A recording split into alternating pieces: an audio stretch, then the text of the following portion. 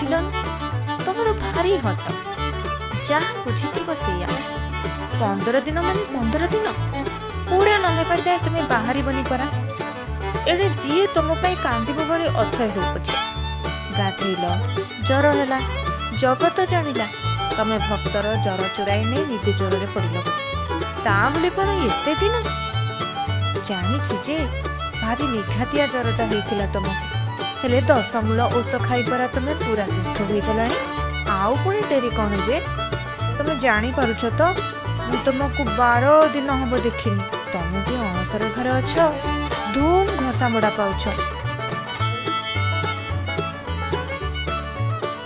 ଚକା ଉପରେ ବସି ନବାତ ପଣା ଚକଟା ଭୋଗ ଖାଇ ଟାଣ ହେଲଣି, ହେଲେ କେବେ ଭାବିଛ ତମକୁ ଏତେ ଦିନ ନ ଦେଖି ମନଟା କଣ ହେଉଥିବ?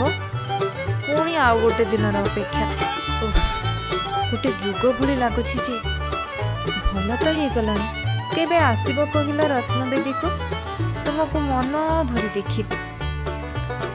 ଆଚ୍ଛା, ସତରେ ତମେ ସବୁ ଜାଣି ଅଜଣା କାହିଁକି କହିଲ? ତମେ କଣ ଜାଣିପାରୁନ ତମକୁ ପ୍ରତିକ୍ଷଣରେ ଝୁରୁଛି ଏ ମନ, ପୁଣି ଝୁରୁଛି ରତ୍ନସିଂହାସନ। ସେ ପରା ତୁମର ଅନ୍ତର୍ବେଦୀ, ତୁମ ହୃଦୟ। କେତେ ଦିନ ହେଲା ତା କୋଳ ଶୂନ୍ୟ କରି ଗଲଣି କହିଲ? ତମକୁ ଝୁରି ଝୁରି ସ୍ଥାଣୁ ପାଲଟି ଗଲାଣି ରତ୍ନସିଂହାସନର ପ୍ରତିଟି ଅଣୁପରମାଣୁ। ତୁମକୁ ଝୁରୁଛନ୍ତି ଗରୁଡ଼ ମହାପୁରୁ, ପୁଣି ଗୁମୁଟରେ ବସି ଘୁମୁରୁଥିବା ଶହ ଶହ ପାରା। ଆଉ ମା ଲକ୍ଷ୍ମୀ ସାନ୍ତାଣୀଙ୍କ କଥା କହିଲେ ନ ସରେ। 14 ଦିନକୁ କଣ୍ଟ ଦେଇ ଯାଇଛ ଯେ କେବେ ବୁଝିଛ ନୂଆ ବୋହୂଟା ତୁମ ବିନା କେମିତି ରହିଥିବ? ତୁମ ପାଖରେ ତ ତାଙ୍କର ପ୍ରାଣ ଅଟକିଛି।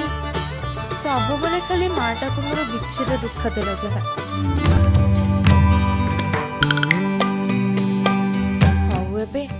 ହଉ ଏବେ ଆଉ ଡେରି କାହିଁକି? ତୁମକୁ ଦେଖିବାକୁ ଭକ୍ତ ମନ ଉଚ୍ଚାଟ ହେଲାଣି। ଏପଟେ ବଡ଼ଦାଣ୍ଡରେ ତୁମ ବାଟ ଚାହିଁ ବସିଲେଣି 3 ରଥ। ତୁମେ ଆସିବ, ତାଙ୍କ କୋଳରେ ବସି ଟିକେ ବଡ଼ଦାଣ୍ଡ ଆଡ଼େ ବୁଲି ଆସିବ, ପୁଣି ଗୁଣ୍ଡିଚା ମା ଘରକୁ ଯିବ। ମାଉସୀ ମା ଘରେ ପୋଡ଼ପିଠା ଟିକେ ଖାଇବ ଯେ। ବେଶୀ ଅପେକ୍ଷା କରାନି, ଭକ୍ତ ନଥିଲେ ତମେ ରହିପାରିବଟି? ଆଉ ଅପେକ୍ଷା ସହି ହେଉନି ମଣିମା, ତୁମେ ସଅଳ ଆସିଲ। ତୁମ ସେ ରଙ୍ଗା ଅଧର, ବାଙ୍କ ଚାହାଣି, ଚିକ୍କଣ କାଳିଆ ମୁହଁଟା ଦେଖିବାକୁ ଭକ୍ତ ମନ ଉଚ୍ଛନ୍ନ ହେଲାଣି। ଆସ ମଣିମା, ଶୀଘ୍ର ଆସ ରତ୍ନବେଦୀକୁ, ଏ ହୃଦୟ ବେଦୀକୁ।